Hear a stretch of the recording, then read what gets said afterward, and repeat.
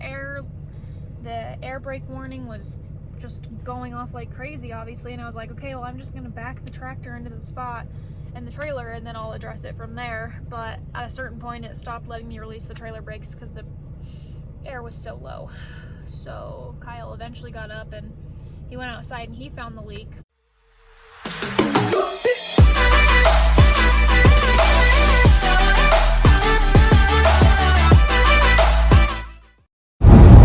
Hello YouTube! We're back and starting a new day. Well, we already started the day, so we're back from home time. My mom's wedding was phenomenal, thanks for asking. And we definitely had a couple fuck-ups already in terms of this load, but did it a little bit wrong.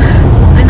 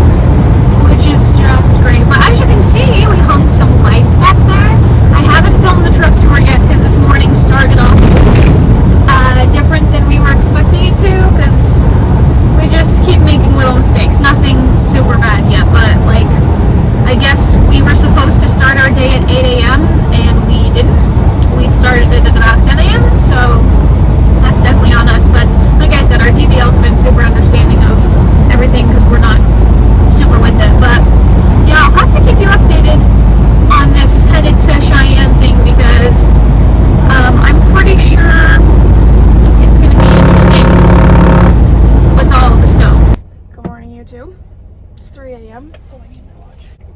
Found it in my drawer. It's 3:29 in the morning.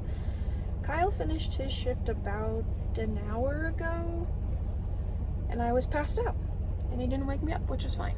So I'm gonna start my shift. We're still literally converting from my mom's wedding, so we're not like super on top of it yet, but I'm going to make some coffee before we get going. We're about maybe 30 miles out of Laramie, and we're delivering in Cheyenne. So the problem is the roads are pretty shitty from what Kyle has said. I have not driven in conditions like this in the tractor yet, so I am very nervous. This coffee, you guys, phenomenal. I've only ever bought it at Smith's/Kroger, but it's the Vanilla Macadamia Nut by Kawaii Coffee. We just bought it on a whim, hoping it would taste good, and let me tell you, it did not disappoint. Look how cute she is. Hello, baby. This is the current weather conditions. As you can see, well, less than ideal. So we're gonna need some luck. We made it out alive. We made it to Cheyenne. The roads actually weren't that bad once I left where Kyle had pulled over at. So I'm gonna fuel, and then we're gonna make our delivery, and then we'll see what our next load is. But update, I'm alive.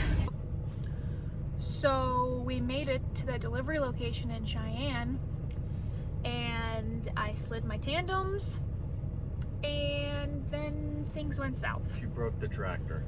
The airline broke. Why does it seem like this is falling? So the airline busted near the differential. It's just a small white hose, and it busted a big leak. So now the yard dog helped finish backing up. I was like mid-back, and I hadn't really realized what had happened, so I just kept moving forward, but whatever. So now we're sitting. As you just saw, we just got off the phone with maintenance, so now we wait.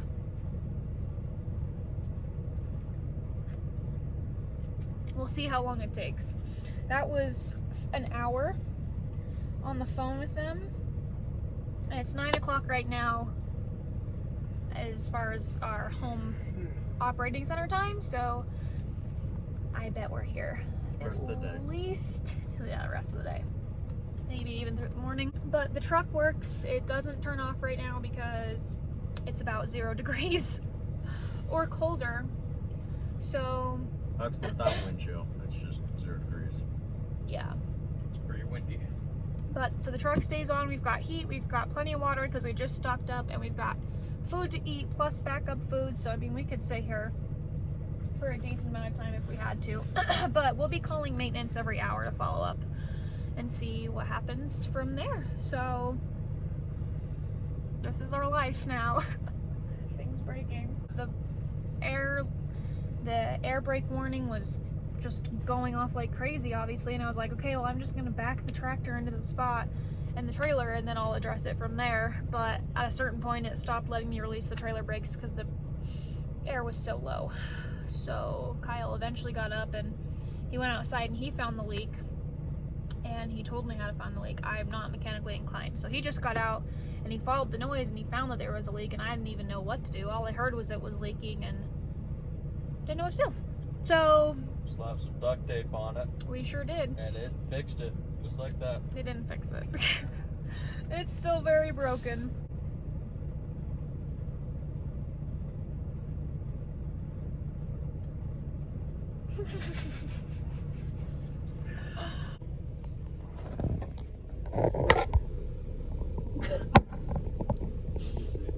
This is my life. Oh, nice.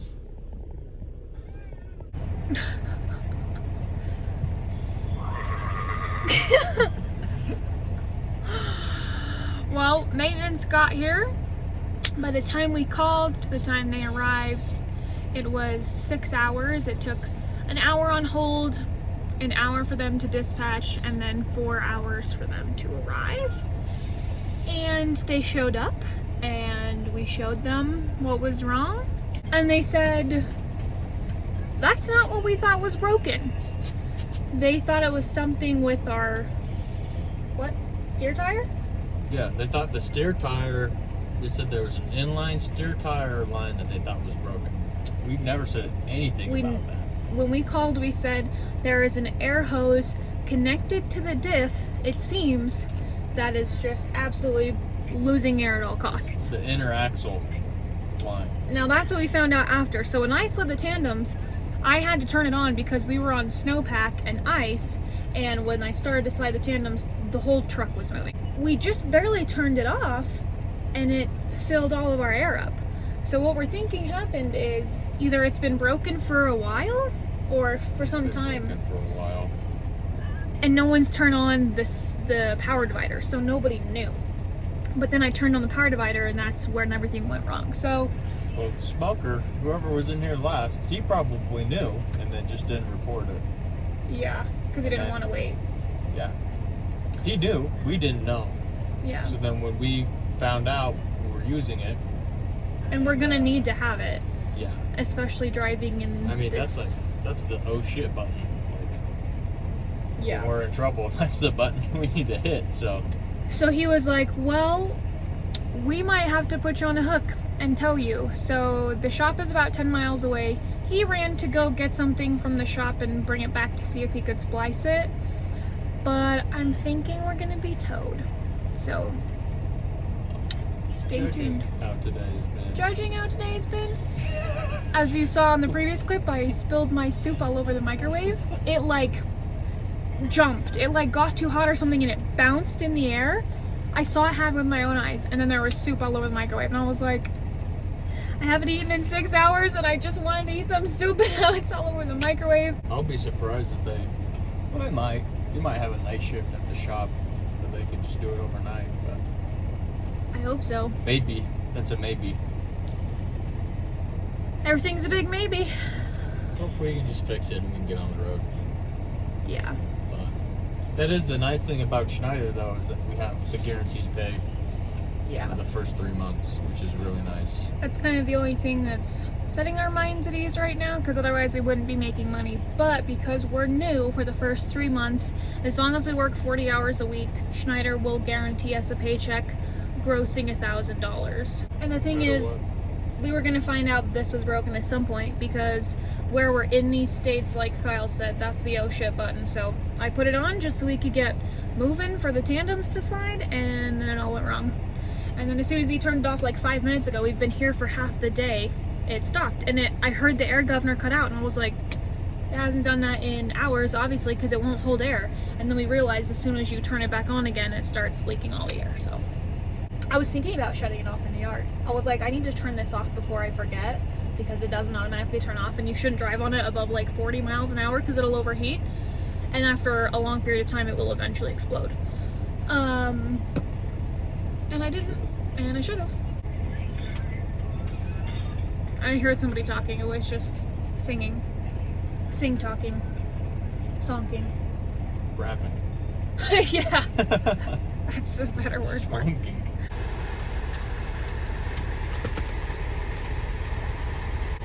I can just get your signature on the X in the lower corner there. Sure thing.